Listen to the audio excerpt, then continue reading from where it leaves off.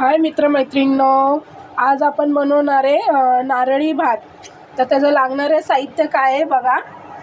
गूळ, दालचिनी आणि हे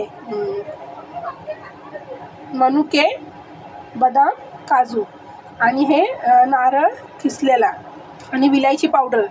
हे तांदूळ 5-10 मिनटं भिजत ठेवलेले अगोदर आणि हे नारळाचं दूध. आता आपण फोडणी म्हणजे कसं करायचं ते दाखवते तुम्हाला. हे बघा, हे बघा, ही दालचिनी अगोदर टाकली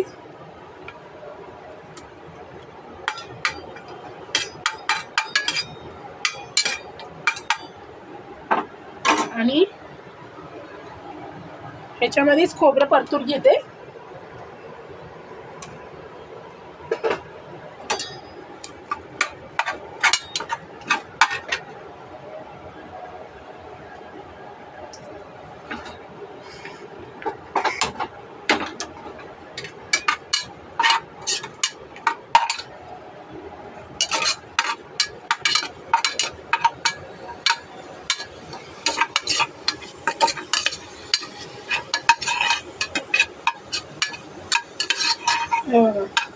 चांगलं परतून घ्यायचं.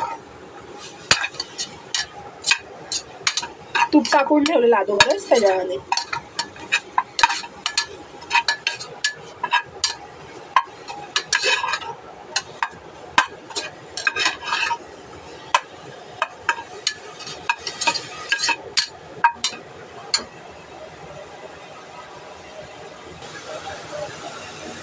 हे बघा, मी नारळाचं खोबरं आहे ना चांगलं भाजून घेतलं तुपामध्ये. दालचिनी टाकलेलं त्यामध्ये अगोदरच चांगलं परतून घेतलंय.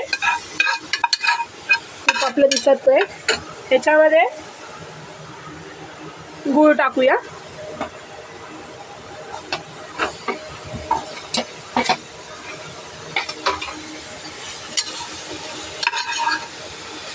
तुम्हाला गोड जेवढं लागेल तेवढंच तुम्ही त्याप्रमाणे टाका. मला गोड कमी लागतं, तो गोड कमीच टाकणार.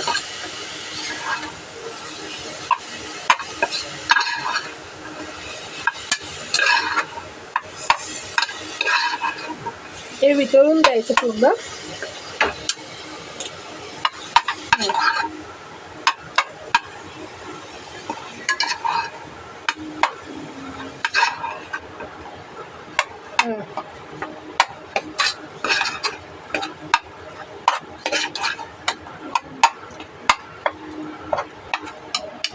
चांगलं हलवून घ्यायचं तोपर्यंत वितळतंय. नाही, पाणी टाकायचं नाही, बिलकुल पाणी टाकायचं नाही. याच्यामध्ये बिना पाणी टाकतं ते वितळून द्यायचं. आता आपण नारळाचं दूध ओतणार आहे ना त्याच्यात, त्यामुळे पाणी टाकायची गरज नाही आहे. आपल्याला ते दुधामध्येच करून घ्यायचं आहे नारळाचं, नाही तर मग चव लागणार नाही ना त्याला. बघा मस्त हे वितळून घेते मी तोपर्यंत ना.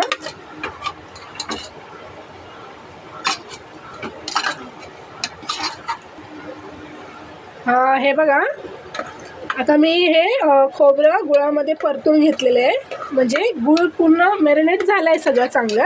आता ह्याच्यामध्ये आपण तांदूळ टाकूया.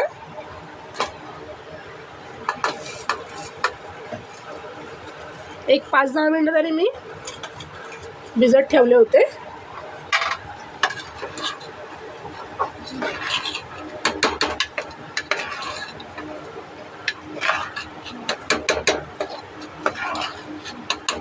मी बासमती घेतले. तुम्हाला साधे कुठलेही तांदळाचे होऊ शकतात, असं काही नाही की बासमतीच तांदूळ घ्यायला पाहिजे.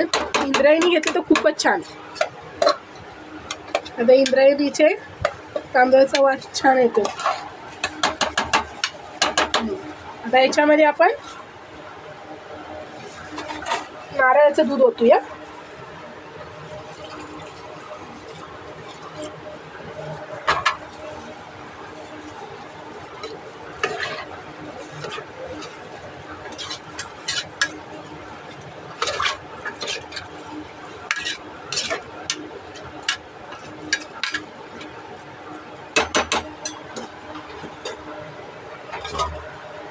आणि मनुके टाकूया,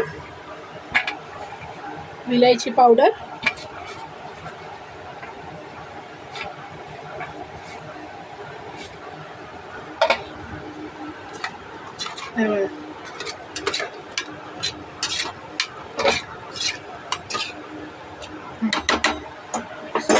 आता मिक्स करून घेऊया. आणि